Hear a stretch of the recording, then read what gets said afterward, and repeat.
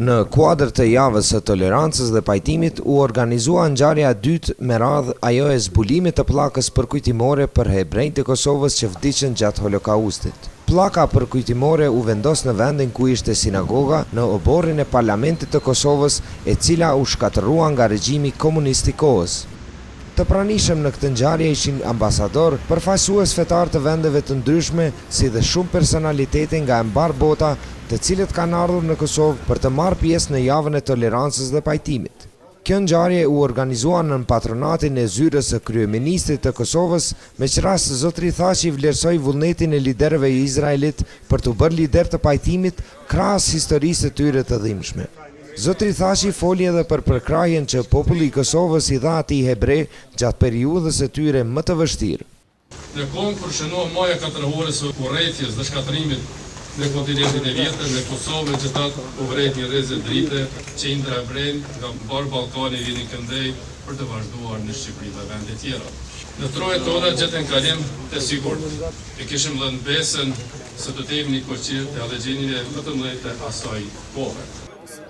I pranishëm në këtë ngjarje ishte edhe ambasadori izraelit, shkëlqësia e tij zotëri Jusef Levi, i cili vlerësoi lart kontributin e popullit të Kosovës gjatë periudhës më të errët në të cilën kaloi populli hebre. Në ato vite të errësirës dhe depresionit, disa shkëndija drite ndriçuan korridorët e pafundme të vdekjes. Ishin disa që shpëtuan hebrejt, rrezikuan jetët e tyre dhe të familjeve të tyre për të shpëtuar ndonjëherë njerëz të panjohur, një vajzë e vogël që trokiti në dyert e tyre, një grua që kërkoi strehim, një familje ndonjëherë e panjohur që thoshte: "Të lutem, më shpëtoj jetën." Ambasadori Levi shtoi se ky gest human i shqiptarëve në Kosovë dhe Shqipëri nuk njihet mjaftueshëm, por shtoi se populli izraelit nuk do të harrojë këtë. Në këtë ngjarje ishte i pranishëm edhe rabini izraelit nga Brukseli, Levi Matusef, i cili bëri një lutje për Kosovën, për liderët dhe popullin e saj.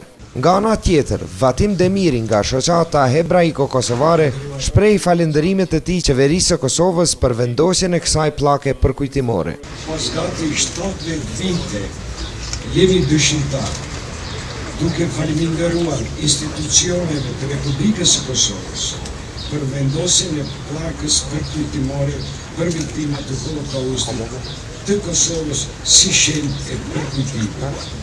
Ndërsa Agron Rezniqi, antar i familjeve të drejta, u shpreh: Kosova ishte një varg shpëtimin për hebrejt e për ndjekur, një pjesë e të cilëve qëndruan të strehuar gjerë në fund të luftës, kurse një pjesë u ndihmuan të kalojnë drejt vendeve të tjera.